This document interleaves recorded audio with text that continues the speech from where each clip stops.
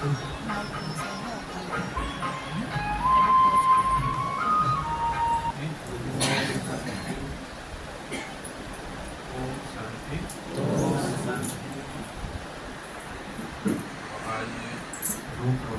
एक ही साथ है। एक भट्टी भी है जो हर संडे को होता है और एक माता जी के निमित्त आज भोग भी, ब्रह्मा भोजन भी है। तो दीदी का कहना था कि आप थोड़ा माता जी के बारे में बताइए। तो लगभग मेरे को 20 साल से ऊपर हो गया ज्ञान में, और लौकिक परिवार को मैंने करीब 2-3 साल के बाद ही ज्ञान में लाया, क्योंकि पहले मेरे को मतलब निश्चय नहीं था ज्ञान के ऊपर, क्योंकि मेरे को अलग मेरा लाइफ था, साइंस स्टूडेंट था। तो जब 2006 में मैं पहले देवगढ़ सेंटर में एक ही दिन का कोर्स किया, फिर बाद में कुचिंडा में मेरा 7 डेज कोर्स पूरा हुआ, 2006 की बात है। उस टाइम 16 साल की उम्र था। फिर संबलपुर 2007 में आना हुआ, और 2007 में भी यहाँ नहीं आया। 2008 जनवरी 23 तारीख को पहली बार यहाँ शिव दर्शन भवन में मैं आया। तो रेगुलर तो नहीं आता था स्टार्टिंग में, सिर्फ संडे और गुरुवार का दिन आता था। तो क्योंकि नशा कुछ नहीं था, घर में भी कोई ज्ञान में नहीं थे, और मौसी की घर की तरफ से हम ज्ञान में आए थे, और वो भी बैकबोन कोई नहीं रहे, और आखिरी में मैं खुद ही अपनी पुरुषार्थ को आगे बढ़ाया। तो इसे लास्ट में मैं आता था शाम के टाइम, सुबह का जीएम कॉलेज में जो पढ़ता था, तो उस टाइम टाइम नहीं होता था सुबह। फिर मैं शाम को जैसे आता था मुरली क्लास, ठीक 7 बजे एंट्री करता था, और जैसे ही रेड लाइट होगा मुरली चालू, व्हाइट लाइट होगा मुरली चालू होता था, उसी टाइम में आता था।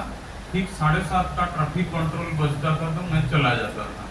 6 महीना तक मेरा नाम भी किसी को पता नहीं था। उस टाइम टूनी बहन गाना चलाते थे।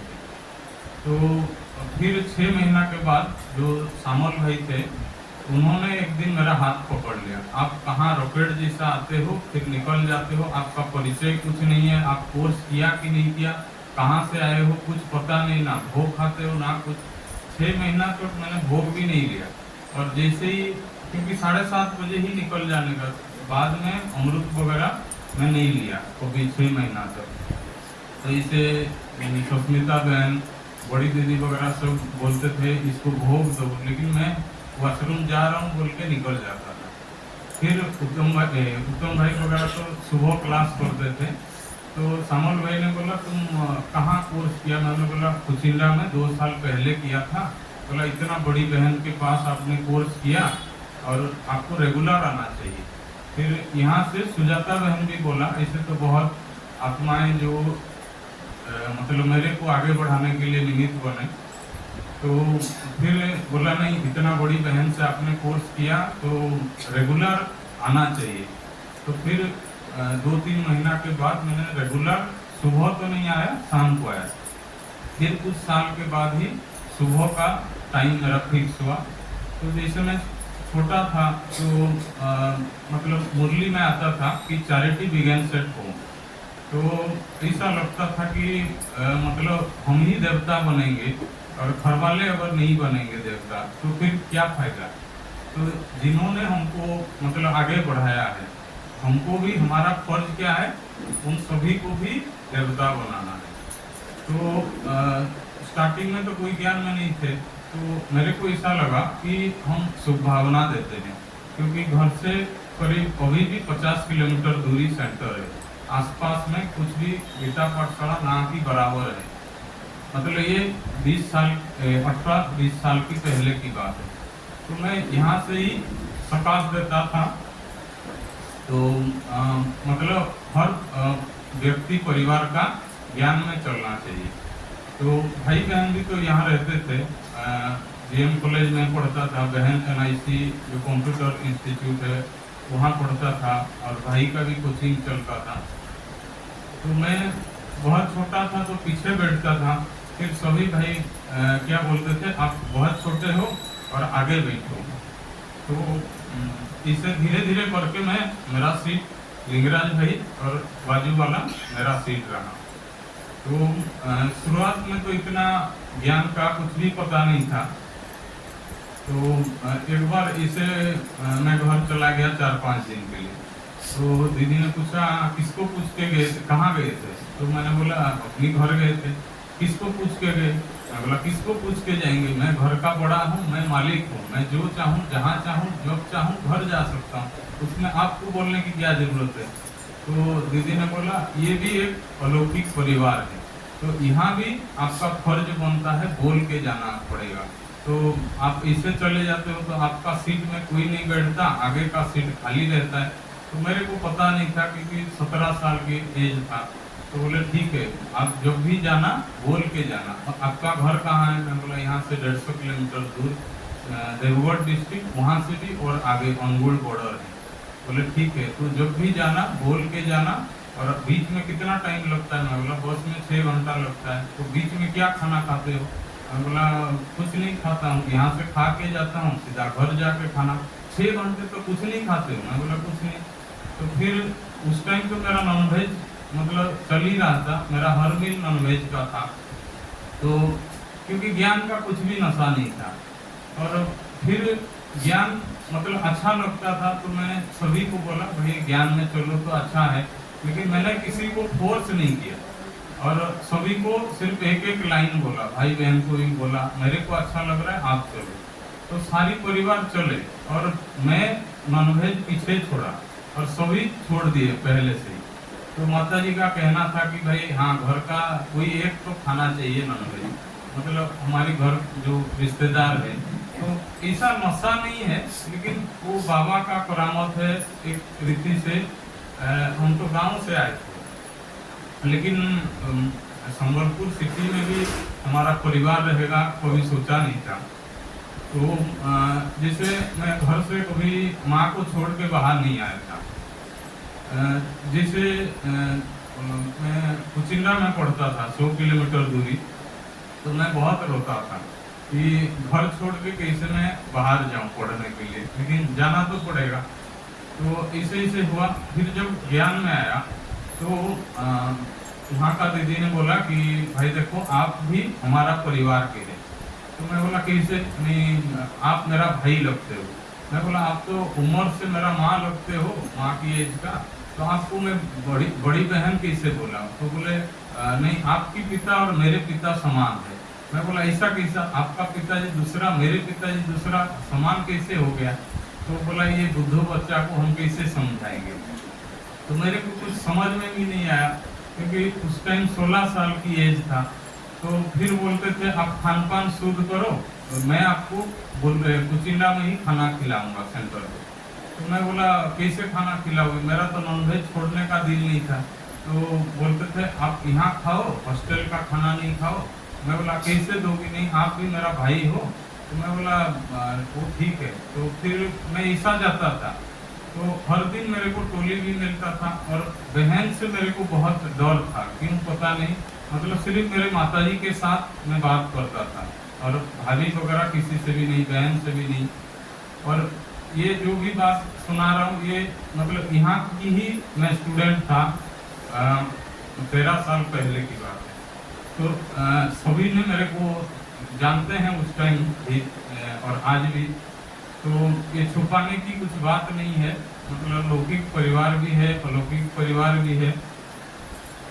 तो शुरू से मेरा ये फीलिंग था कि घर वालों को जब तक मैं ज्ञान में नहीं लाऊंगा तब तक मेरा आगे चलना बहुत मुश्किल है।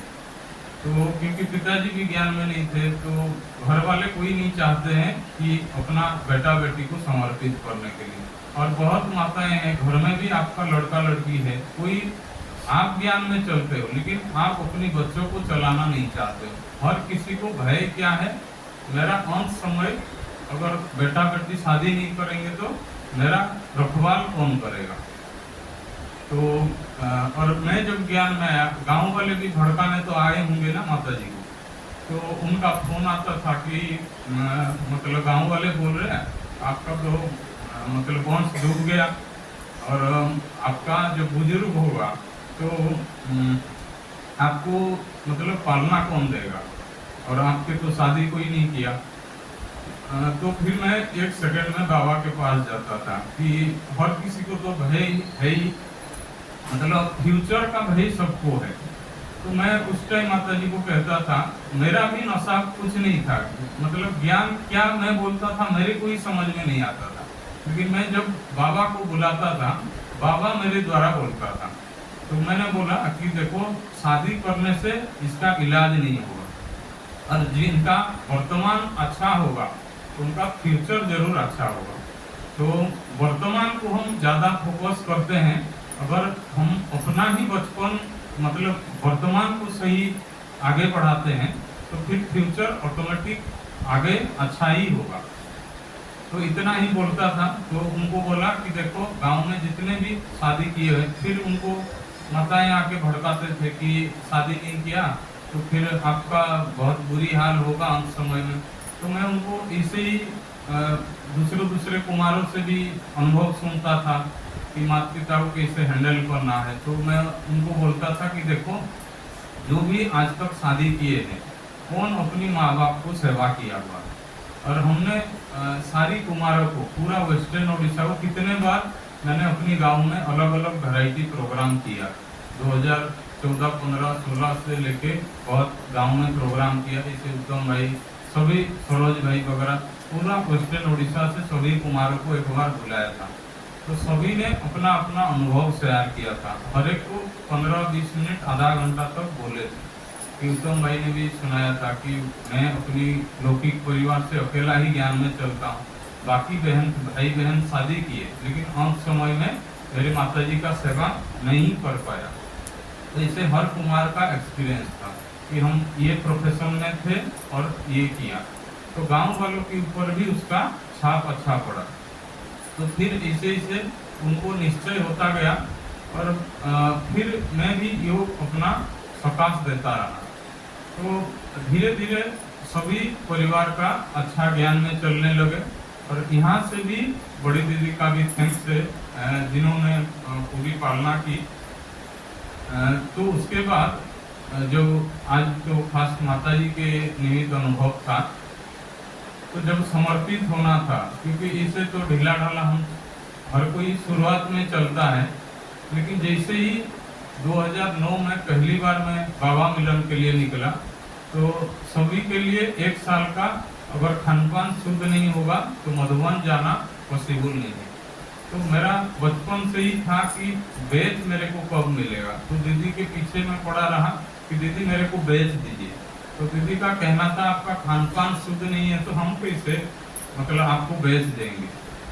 तो फिर मैं बोलता था कि एक बेच देने के लिए आपको इतना खानपान शुद्ध का क्यों पूछ रहे, और बेच तो दे दो फिर खानपान शुद्ध करेंगे। बोले नहीं, वो मधुबन जाने के बाद ही बेच मिलता है, तो मेरे को ले चलो मधुबन और वहाँ कहना तो नहीं, पहले आपको खानपान शुद्ध करना पड़ेगा। तो बोले ठीक है, आपके लिए 3 महीना अगर खानपान शुद्ध करते हो, हाथ से खाना बनाते हो, तो फिर हम आपको देंगे। तो 1/1/2009 से मेरा खानपान मैंने शुरू किया, खाना बनाया। फिर 1-2 महीना गया तो दीदी ने पूछा कैसा लग रहा है, मैं बोला अच्छा लग रहा है। तो मैं बोला बेच कब मिलेगा, तो बोल रहे नहीं मधुबन जाने के बाद। तो बोले ठीक है। फिर 10 दिन गया, फिर पूछा और वेज मिलने के बाद क्या है आपका चार्ट, मैं बोला फिर अच्छा लगेगा तो खा लूँगा नॉन वेज। तो बोले ऐसा कच्चा थॉट्स लिया तो फिर हम आपको वेज नहीं देंगे। फिर उस टाइम मतलब 2009 में क्लास किया था कि बहुत बीके ऐसा है जो वेज भी लगाते हैं, लेकिन बाहर का चीजें देख के खाने का जब दिल करता है तो बेच के उतार देते हैं, पॉकेट में भर देते हैं। बेच लगा के खाना नियम नहीं है, बेच उतार के खाना खा सकते हैं, ऐसा सही है। तो ऐसा उनकी क्लास से मैंने सुना था। तो मैं बोला फिर क्या करना चाहिए, बोले नहीं ये आजीवन मतलब थॉट्स है, अगर आप आजीवन रहना चाहते हो तो ही बेच मिलेगा।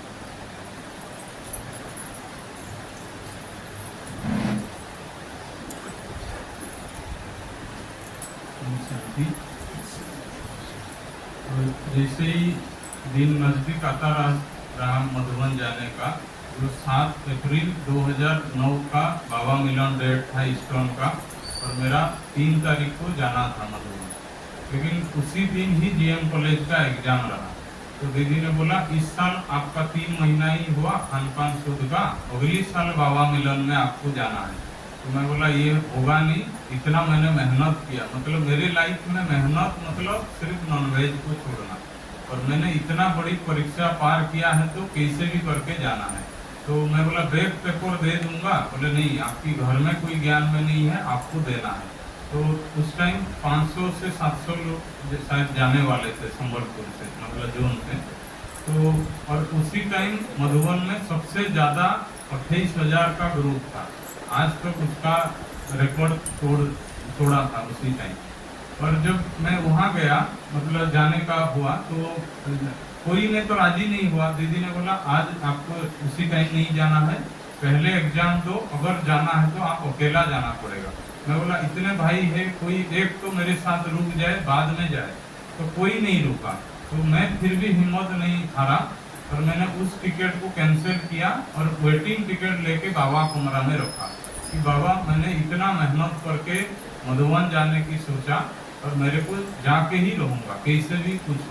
फिर दीदी ने बोला आपकी घर में कोई ज्ञान में नहीं है, आप ट्रेन में अगर गुम हो गए तो फिर घर वालों को हम क्या जवाब देंगे, आप इस साल नहीं जाओ। मैं लेकिन माना नहीं, और मैं अकेला ही, मेरे को पता नहीं था कि स्लीपर क्या है, एसी क्या है, ट्रेन कहाँ चढ़ना है। उस टाइम अजमेर पुरी नहीं था, झारसुगड़ा जाके अहमदाबाद पुरी में, हावड़ा अहमदाबाद में जाना था। तो उस टाइम फिर माता जी का फोन आया कि कितने लोग जा रहे, जबकि मेरे साथ कोई नहीं थे। मैंने झूठ बोला कि 25 लोग जा रहे, तो वो निश्चिंत हो गए। लेकिन मेरे को उस टाइम आंसू आया कि मैं माँ बाप को झूठ बोल के मधुबन जा रहा हूँ।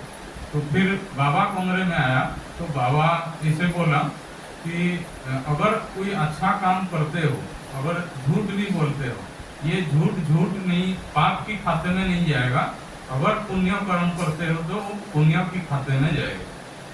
जैसे बाबा, मेरे को आज भी फीलिंग होता है, और 18-20 साल से ये लगभग अनुभव ऐसा होता है कि बाबा ट्रांसलाइट से बाहर आके मेरे साथ बात करता है। तो बाबा ने बोला देखो, जब बच्चा पैदा होता है, माँ भी जब तक बड़ा हो कितना झूठ पे झूठ बोलता रहता है बच्चों के लिए, तो इतना अगर पाप होगा तो वो माता तो जीवित ही नहीं रह पाएगा, वो पापी माता हो जाएगा। लेकिन उस बच्चों को बचाने के लिए उसको झूठ का सहारा लेना पड़ता है। तो इससे आप कुछ अच्छा काम के लिए जा रहे हो तो ये पाप की खाते में नहीं जाएगा। तो जैसे ही मैं मधुबन गया और वहाँ पहुँचा, पहला मेरे को टेंट मिला था, मतलब बिल्कुल पेड़ के नीचे, और सो हटिया कुछ नहीं, नीचे ही सोया था और आसमान के नीचे था। वो लोकेशन आज भी मेरे को नहीं मिला, कौन सा लोकेशन में मैंने सोया था। फिर दूसरी दिन दीदी ने पूछा कि कहाँ सोए हो, मैं बोला मेरे को तो टेंट दिया है। तो फिर मेरा ट्रांसफर सीधा टेंट से ही प्रभु प्रसन्न उत्तम भाई अभय भाई के रूम में ही हुआ, सीधा जनरल से, मतलब एसी कोच में मैं आ गया था। तो धीरे धीरे इसे जब बाबा मिलन हुआ, एक दिन पहले 6 तारीख रात को मैं पहुंचा, और 7 तारीख सुबह बाबा मिलन था। तो रात को 12 बजे मैं हावड़ा अहमदाबाद में पहुंचा। तो जैसे ही पेड़ के नीचे सोया, वो मतलब ताल पेड़ जैसा वो पत्ता हिल रहा था, तो मैं सोचा उसको गिरेगा, मैं मर जाऊंगा, फिर बाबा मिलन क्या करूँगा। तो मैं रात भर सोया नहीं, 1-1.5 घंटा ऐसा ही पत्ता देखा, और 2-2:30 बजे उठ गया और स्नान करके सीधा डायमंड हॉल गया, मुरली मतलब अमृत वेला योग के लिए। फिर बाबा मिलन उसी टाइम उसी दिन ही था, और टोली किचन में बस उसी दिन 1 घंटा 2 घंटा मैंने सेवा किया था। उसके बाद मेरा फिजिकल मेहनत वाला सेवा यज्ञ में भी नहीं हुआ, और ऑफिशियल सेवा स्टार्टिंग दिनों से ही हुआ। तो जैसे मैं आगे फिर मधुबन से यहाँ पहुँचा, तो मेरे को बहुत अच्छा लगा कि भगवान इस धरा पे आते हुए इन आंखों से मैंने देखा, तो अपनी परिवार वाला को भी जरूर दिखाऊंगा। तो उसके लिए तो फिर उनको लायक बनना पड़ेगा, ऐसा इच्छा करने से नहीं होता है। फिर उनको मैं सकाश देता रहा, भाई बहन को भी ज्ञान में लाया। तो सभी इसे आगे लाइन में हम बैठते थे, तीनों भाई बहन, और बहुत अच्छा लगा धीरे धीरे। फिर माताजी पिताजी वो भी देवगढ़ सेंटर 50 किलोमीटर दूर जाके उन्होंने कोर्स पूरा किया। और आप लोग 2 किलोमीटर के लिए नहीं आते हो घर से निकल के, या 5 किलोमीटर 10 किलोमीटर। और हमारी घर से आज भी 50 किलोमीटर दूरी जो माताजी ममा डे के लिए निकल रहे थे, वो भी 50 किलोमीटर के सफर था। तो तब से लेके मैं ऐसा सोचता था कि बाबा मेरे को इसे गांव इलाका से क्यों चुना और इतना पीछे क्यों चुना। अगर मैं दीदियों से आगे जाना चाहता हूँ तो मेरे को भी टाइम मिलना चाहिए। और हर दिन मुरली में क्या आता है, अचानक कुछ भी होगा। तो अचानक और एवर रेडी और एक शब्द था बहुत काल का अभ्यास।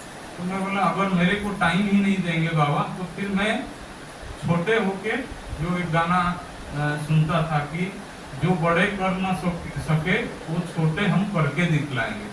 तो टाइम भी तो चाहिए। आप बोलते हो बहुत काल का अभ्यास और टाइम बोलेंगे 1 साल में बनो, कैसा बनूंगा।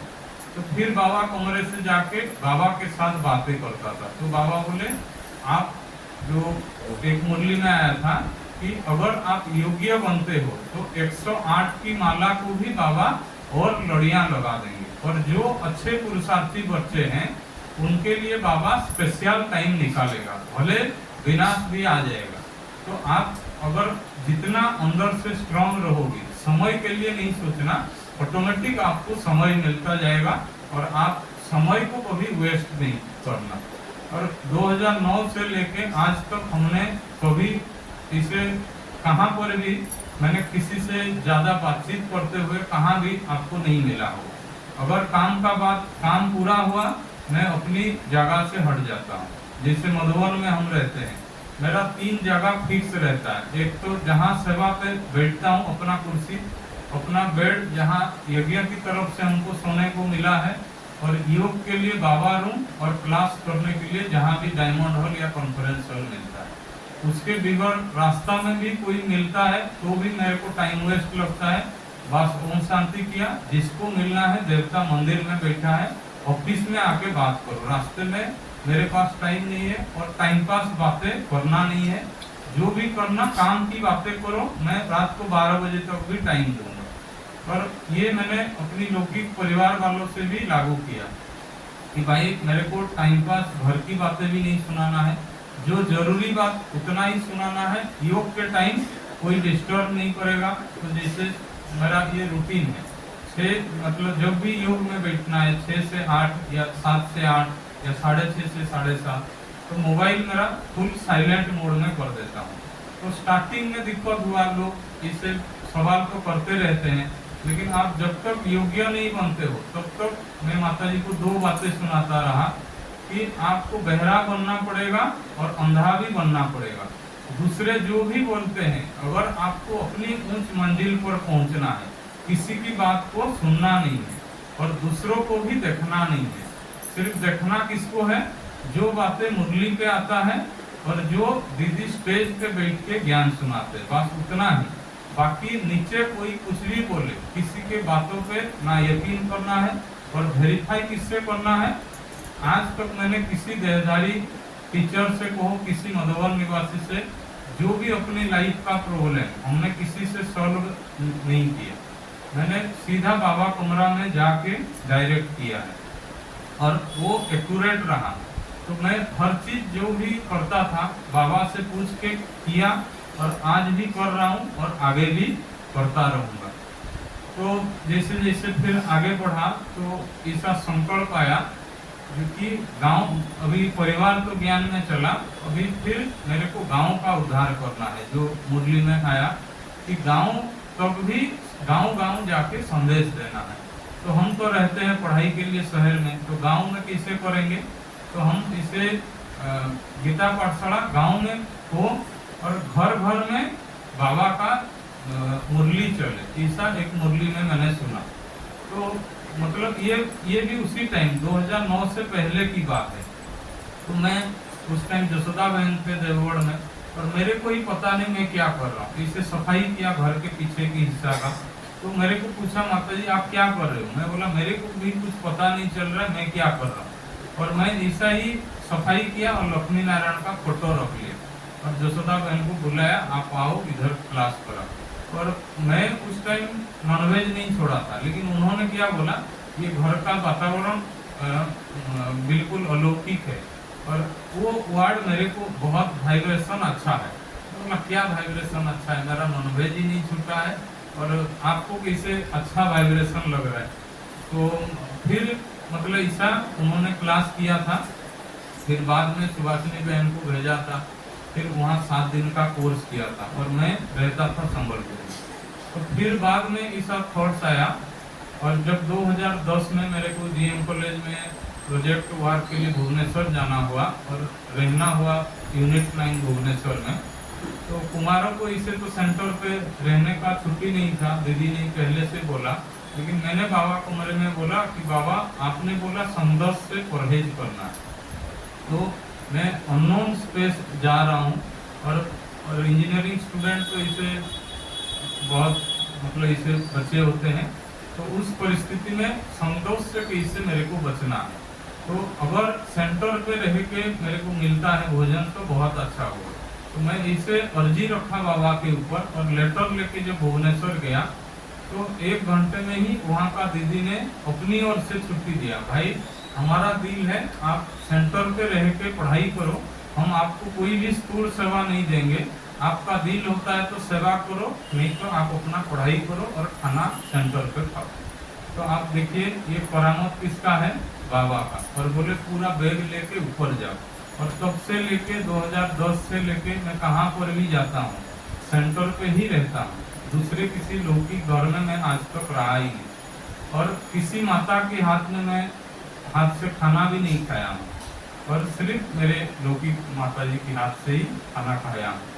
तो बाबा को ऐसा बोला कि मेरा हर मील ब्रह्मा भोजन होना चाहिए।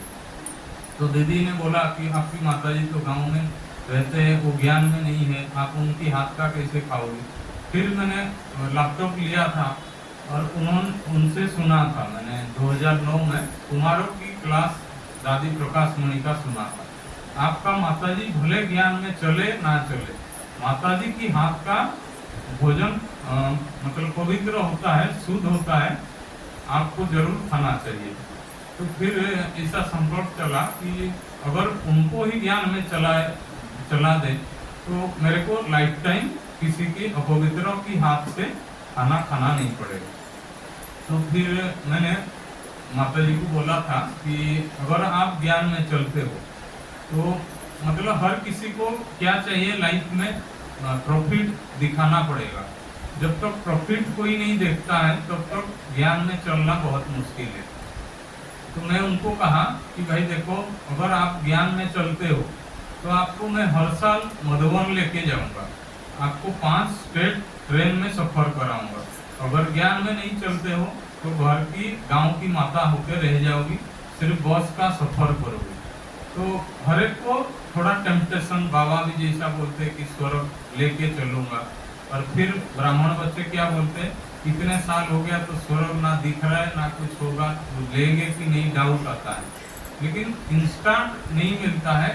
और ऐसे ऐसे मैंने माता जी को दिखाया और उनको कहा कि आप अगर ज्ञान में चलते हो तो मैं आपकी हाथ का भी आगे खा सकता हूँ। फिर उनको अच्छा लगा, तो बोले क्या करना पड़ेगा। तो मैं बोला ऐसा ऐसा शुद्ध अन्न हाथ से, और बर्तन सारी चेंज करना है। और शुरू से मेरा घर में बर्तन ही अलग था, मतलब मेरे बर्तन में कोई नहीं खाते थे। अगर मेरे चम्मच भी कोई पकड़ता था, मैं देख लिया कोई खाते हुआ तो सीधा लात मारता था, वो दूसरे चम्मच लाओ, दूसरा ट्रे लाओ, मेरे गिलास अलग, सब चीज अलग था। तो ऐसे ही आपको करना पड़ेगा अगर मतलब शुद्ध अन्न बनाना है। तो माता जी को भी धन्यवाद देता हूँ कि मतलब उन्होंने हर बात माना।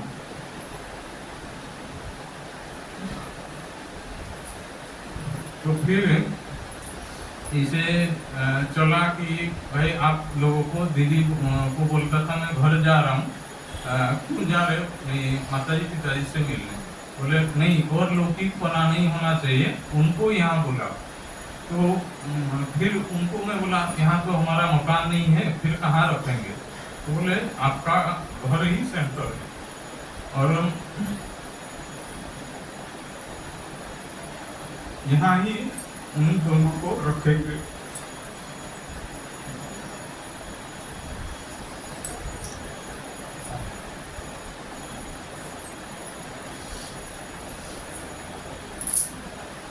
तो फिर तब से हम तीनों को छोड़ते नहीं थे दीदी, और माता जी पिताजी सैटरडे को आते थे, संडे रह के फिर मंडे को पिताजी का ड्यूटी था तो चले जाते थे। तो फिर इसे आगे बढ़ते गए। फिर जब समर्पित होने का आया तो फिर मैं ऐसा सोचा जब भुवनेश्वर में रहा कि इतना अलौकिक परिवार का जब मतलब प्यार मिल रहा है तो हम भी अपना कदम जरूर आगे बढ़ाना चाहिए। तो मैंने बोला कि बाबा मेरे को समर्पित होना है। तो फिर जैसे मैं बाबा कमरे में गया तो मैं पूछा कि बाबा मेरे को समर्पित होना है और जिन बहनों ने इतना मेरे लिए मेहनत किया है मैं पैसा कमा के सारी सेंटर को दूंगा। तो इसे यहाँ जो बाबा कमरा है तो बाबा फिर बाहर निकल के मेरे को बोला कि आपकी पैसा बाबा को नहीं चाहिए और आप जैसा बच्चा बाबा को चाहिए। तो मैंने तुरंत उसी टाइम ही यहाँ से उठा और रेलवे काउंटर जाके वेटिंग टिकट निकाला, मतलब 1 सितंबर 2013, और साइकिल रैली था 2 या 3 सितंबर 2013 को।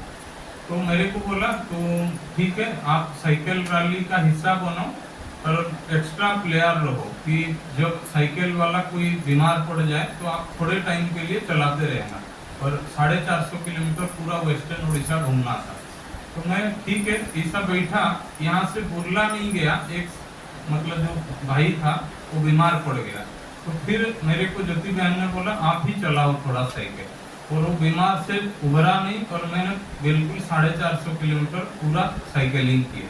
और उस टाइम सभी को पता है मेरे को साइटिका पेन था, मैं कुर्सी पे उस टाइम से बैठा 2010 से लेके 13 तक।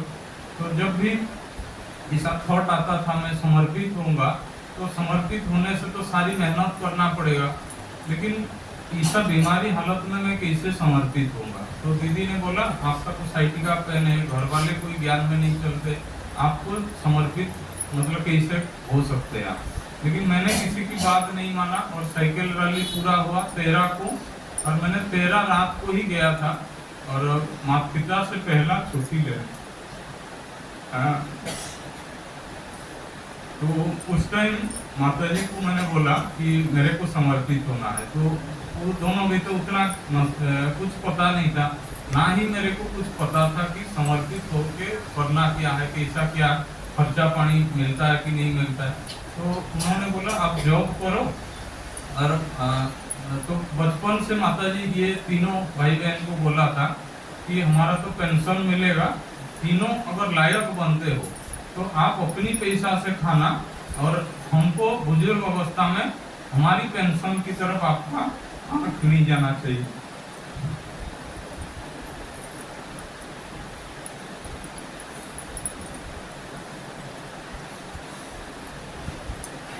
और आप पढ़ो, जितना भी खर्चा होता है हम देते हैं, और आपकी पैसे के ऊपर भी हमारा कोई हक नहीं।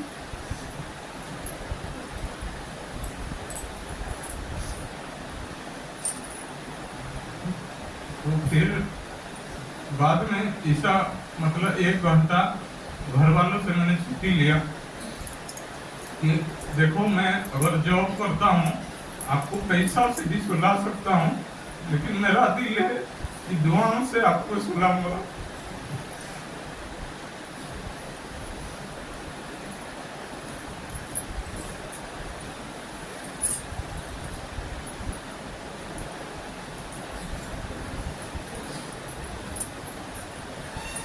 तो फिर माता जी ने राजी हुआ और बोले ठीक है आपका जो इच्छा जिसमें आप मतलब अच्छा समझते हो उसमें हम भी राजी। और मैं बोला देखो मेरे को उस टाइम बिल्कुल विजन था कि और 5 साल ही संगम युग चलेगा, और एक्यूरेट ही हुआ। 13 से लेके 17-18 तक बाबा मिलन चला, उसके बाद ही बंद हो गया। और मेरा ये थॉट था कि बाबा साल में इतने बार मधुबन आते हैं मिलने के लिए, तो मैं हर साल जितने 10-11 बारी बाबा आते हैं तो मैं पीछे आया हूँ, तो मेरे जरूर 11 टन या 10 टन होना चाहिए। तो मैं कितना भी करोड़ कमाऊं, सॉफ्टवेयर इंजीनियर पढ़ाई पूरा किया था, तो मैं सोचा कितना भी करोड़ कमाऊं, लेकिन हर टर्म में ना टीचर छुट्टी देगा ना मधुबन छुट्टी देगा।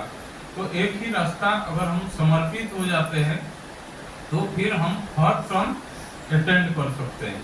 तो इसे मेरा दृढ़ संकल्प किया और माता पिता ने छुट्टी दिया, और उसी टाइम हमने एग्रीमेंट भी किया था कि सिर्फ 5 साल हमको समर्पित के लिए छुट्टी दो, बाद में अगर घर की आर्थिक पैसा की जरूरत पड़ता है हम बाद में भी जॉब करके पैसा दे सकते हैं। लेकिन ये टाइम बीत गया तो मैं बाद में नहीं कमा पाऊंगा, क्योंकि दादियों का पालना बाबा मिला ये मिस हो जाएगा। और जब भी आपका जरूरत पड़ेगा हम आपको समर्पित लाइफ का भी परवाह नहीं करेंगे, आपका प्यार करेंगे।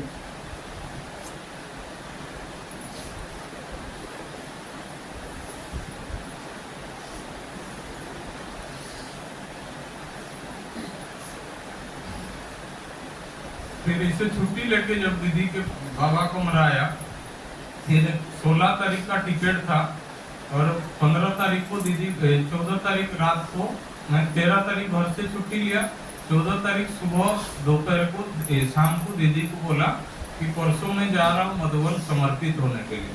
तो दीदी ने ऐसा मतलब किया कि आप इतना बड़े डिसीजन कैसे ले सकते हो, किसको पूछ के लिए। मैं बोला जब भी लाइफ में अच्छा काम करना होता है किसी को पूछना नहीं पड़ना चाहिए, और अच्छा काम में देरी भी नहीं करना चाहिए। अगर हर एक को पूछते रहो और देरी करते रहो मिलेगा नहीं आपको चांस। और हर भाई बहन उस टाइम भी बोले थे कि अभी मधुबन में सीट खाली नहीं है, अभी किसी को समर्पित नहीं करेंगे, आप जॉब करो, वो आपका सेफ्टी है। लेकिन मेरा दिल नहीं माना था, मैं बोला नहीं कैसे भी करके हमको समर्पित होना है और जाना है। तो दीदी कितना रिक्वेस्ट किया आप यहाँ रहो, इतना पढ़ना लिया आपने, संबलपुर सेंटर पे रहो। मैं बोला नहीं भाई बहन यहाँ रहेंगे। और तीनों भाई बहन का हमने एग्रीमेंट भी किया था कि माता पिता के साथ एक रहेगा और एक को समर्पित होना है। और मैं भाई को ही बोला आपको रहना है या मेरे को रहना है, आप फाइनल करो। एक को समर्पित होना है, एक घर को भी संभालना पड़ेगा, क्योंकि जिन माता पिता ने इतना त्याग किया उनको कोई तकलीफ नहीं होना चाहिए। तो उस टाइम तो ये स्टेज नहीं था, यहाँ ही हमने तीनों भाई बहन मीटिंग किया था। और 2013 16 सितंबर से मैंने यहाँ से गया था। और पहली बाबा मिलन जो था मतलब 28 अक्टूबर 2013 को था।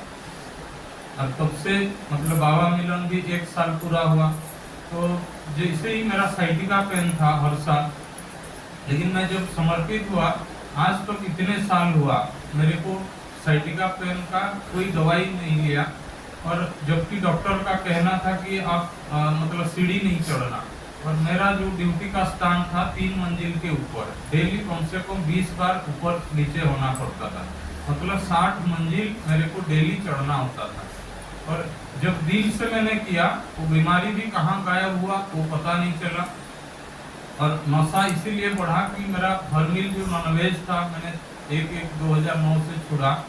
और तब से लेके आज तक मैंने मलेरिया का टैबलेट भी नहीं लिया था, मतलब लेने की जरूरत नहीं पड़ा, मतलब बीमार मैंने आज तक नहीं पड़ा। और सर्दी जुकाम थोड़ा होता है और इसे 1-2 दिन में ठीक हो जाता है। तो ये भी अनुभव रहा। तो माता जी को इसे मैं हर दिन सुनाता रहा। और गांव में जब पाठशाला खुला तो मैं फिर बोला देखो दीदी से ही बात किया था, दीदी ने बोला ठीक है आप गांव में पाठशाला अगर करते हो तो फिर अच्छा रहेगा, हम भी जाके वहाँ उद्घाटन करेंगे। तो फिर पिताजी को ऐसा थॉट्स दिया मैंने कि हम तीनों तो शादी कोई नहीं करेंगे और उससे बेस्ट है 10 मिनट में पूरा करता हूँ। तो फिर उस टाइम मतलब हम घर में अगर गीता पाठशाला करते हैं तो कम से कम गांव वाला का भी उद्धार होगा और गांव का हो ना हो अपना खुद का उद्धार होगा। तो हमने उस टाइम जितना भी पैसा था सारी निकाल के उस टाइम अलग सा बाउंड्री लेके इलेक्ट्रिक सब सुविधा किया और सारी बहनें, उस टाइम मैं नहीं आया था उद्घाटन में और मधुबन में ही था। और गुप्त रीति से मेरा पार्ट ऐसा ही रहा, शुभ भावना से मैं आज तक तो काम किया हूँ। मतलब फिजिकल मेरे को मेहनत करना नहीं पड़ता है, हर चीज शुभ भावना।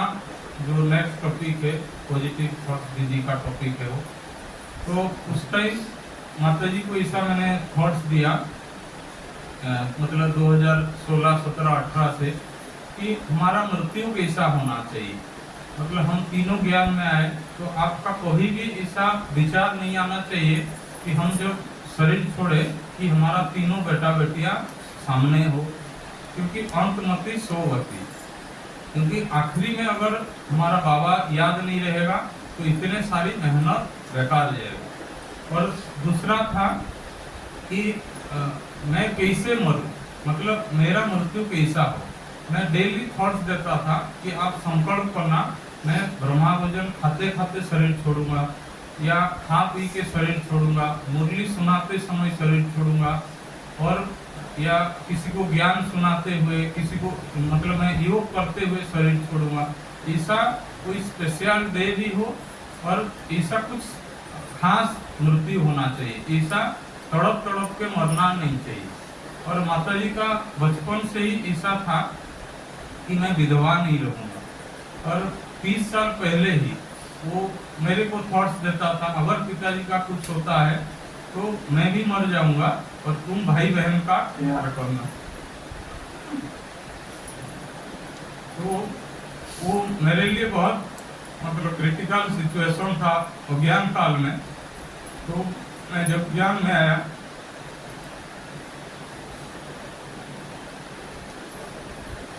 तो बाबा को डेली कहता रहा कि माता जी कभी विधवा नहीं बनना चाहिए। और दूसरा थॉट था उनका कि मैं तो माता हूँ, मैं टीचर नहीं हूँ। मैं बोला टीचर और माता में कुछ अंतर नहीं होता, जब से ज्ञान में आए पवित्र बने। और हम आज बोलते हम कुमार है, लेकिन उससे पहले हमारा भी जन्म विकारी था, इसका नेक्स्ट जन्म। तो हर कोई आत्मा कलयुग की अंत में नहीं कह सकता कि हम शिव बाबा जैसा एवर प्योर है। तो इसीलिए दुखी होने की कोई जरूरत नहीं। और आप टीचर का सीट संभाल रहे हो और पाठशाला को चला, तो इसीलिए कभी ये नहीं सोचना कि। और मैं उनको डेली ऐसा ज्ञान सुनाता था कि देखो जो भी दादियाँ थे सब माताएं ही थे, चाहे हमारा कटक का कमलेश दीदी हो, हमारा जोन इंचार्ज जो थे ब्रह्मा बाबा का बेटी निर्मल शंका दादी, तो हर एक का एग्जाम्पल जब देता था उनको बहुत अच्छा लगता था। मैं बोला देखो यही माताएं आगे यज्ञों को लेके गए, कोई कुमारी की जरूरत नहीं। और कुमारी है तो ठीक है, नहीं है तो भी कोई दिक्कत नहीं। और आपको नशे में रहना है, क्योंकि उनका भी ये दिल था शायद मैं कुमारी रहूं तो अच्छा, तो जल्दी जन्म हुआ माता जी का। और जैसे जैसे मैं उनको थॉट्स देता था कि देखो अगर आप घर में गीता पाठशाला चलाते हो तो कितने आत्माओं को आप खुद ही ज्ञान सुना पा रहे हो। और उनका धारणा ऐसी थी कि वो हर जगह जाते थे, बाहर का खाना वो भी नहीं खाते थे, कोई भी क्रियाक्रम मैरिज पार्टी अटेंड किया घर गृहस्थ में रहते हुए, लेकिन अपनी खाना वो खाते थे सबके साथ मिल के। जो देखो आप भी ज्ञान में चलते हो, लौकिक वाला का सपोर्ट नहीं मिलता है अगर आप ज्ञान में चलते हो तो। लेकिन जो ज्ञान गांव गए हैं, हमारी गांव बहुत भाई बहने गए हुए हैं, तो सभी ने देखा है कोई हमारा लौकिक वाले कोई विरोधी नहीं है और ही ज्यादा मददगार है। और आज भी उन्होंने बहुत अच्छा मतलब संभालते हैं हम लोगों का।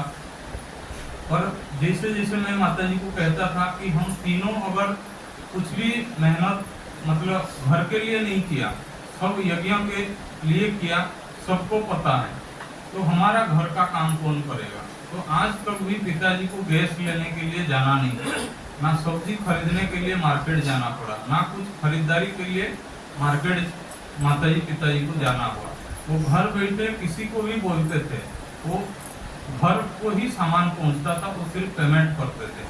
तो मैं ईसाई बाबा से थॉट्स देता था कि उनको कोई भी प्रकार का तकलीफ नहीं होना चाहिए, और इसे से उनको हर बार इसे भी सुनाता था कि पाठशाला में मतलब किसी से कुछ मांगना नहीं है, क्योंकि हर एक को लगता है पाठशाला खोल के ये लोग कमाई का साधन कर रहे हैं। और मैं बोला अपनी खर्चे से हम बिल्कुल पाठशाला को चलाएंगे, और हर एक को जो ज्ञान में चले या नहीं चले उनको कम से कम गुरुवार का दिन भोग आप देते रहना। तो जो ज्ञान में भी नहीं है उनको भी हम भोग भेजते थे गुरुवार के दिन, जिनका बहू आते हैं उनका सास ससुर के लिए। तो वो आत्माएं आज जब माता जी के लिए हुआ वो सभी रोने लगे। तो मैं उनको बोला था कि जब हम शरीर छोड़े हम रोए नहीं। क्यों नहीं रोना है? क्योंकि हमें दूसरों का आंसू पोंछना है। और हम जब जाए, सूरज भाई का ये सम्मान था कि दुनिया सभी के आंखों में आंसू आए। तो और माता जी को मैं ऐसा सम्मान देता था कि मैं उनको बोलता था कि आप ये मत सोचो कि मरने के बाद हम आपके लिए कुछ करेंगे, उससे आपको कुछ प्रॉफिट होने वाला नहीं है। जो भी करना है आपको जीते जी करना है और अपनी हाथों से करना है।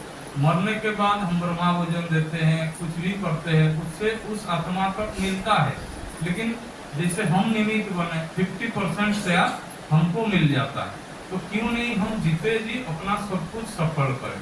तो मैं उसी लक्ष्य लेके उनको समझाता रहा कि आप कभी ये थॉट्स नहीं लेना कि, और मैं और भी और एक टिप्स उनको देता था कि आप सोचो हम ज़्यादा दिन जिएंगे और किसी को सुख नहीं देंगे जीवन में, उस जीवन का कोई वैल्यू नहीं है। अगर हम थोड़े दिन भी जिएंगे और अच्छा कर्म करके मरेंगे तो हमारा मृत्यु भी क्या होगा, अमर कहलाएगा। तो मैं ऐसा और एक थॉट देता हूँ कि इतिहास हम पढ़ के आगे नहीं बढ़ते हैं, इतिहास हम बनाते हैं। और जो पढ़ते हैं वो कभी आगे नहीं बढ़ते, लेकिन जो बनाते हैं उसको लोग देख के ही फॉलो करते हैं। तो हम फॉलोअर नहीं बनना चाहते हैं, हम दूसरों को अपनी जो बाबा कहते हैं संग का रंग लगाना चाहिए, वो लगना चाहिए। और ऐसे ऐसे मैं बीच बीच में उनको भी फोन करके गाइड करता था।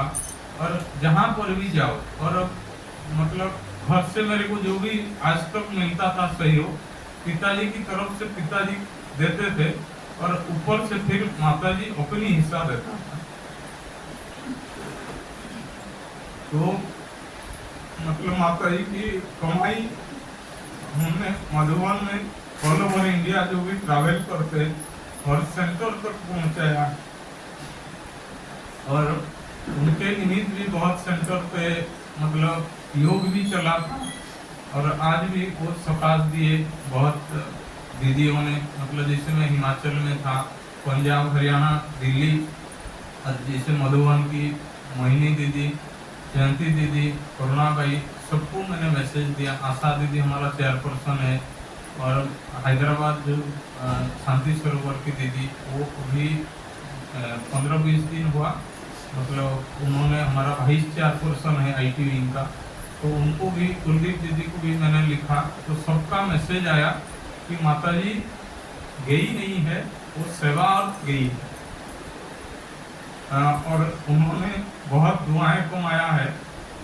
और मैं उनको कहा था कि जितना लौकिक का काम है सिर्फ उतना वो क्या है, कर्तव्य है, लेकिन अगर उससे हटके हम कुछ अलग सा करते हैं तो इसीलिए हमने अपनी लौकिक घर अलग रखा, पाठशाला अलग रखा। तो दोनों को संभालने का ड्यूटी जो उन्होंने संभाला, बहुत बखूबी से निभाया। और उस आत्मा ने बहुत पुण्य लेके मतलब गए हैं। और मतलब उनकी जो इच्छा थी कि उसको भी सेंटर बने, मतलब वो तो आज ही रह गया एक तरफ से, लेकिन हमने कभी होपलेस नहीं बने हैं। और जो काम बाकी रहा हुआ है अभी हम और ही अटेंशन देंगे और गांव में और ही अच्छा रीति से हम चलाने की तैयारी करेंगे। तो बाकी और भी बहुत कुछ था, टाइम बहुत कम है। अच्छा, ओम शांति।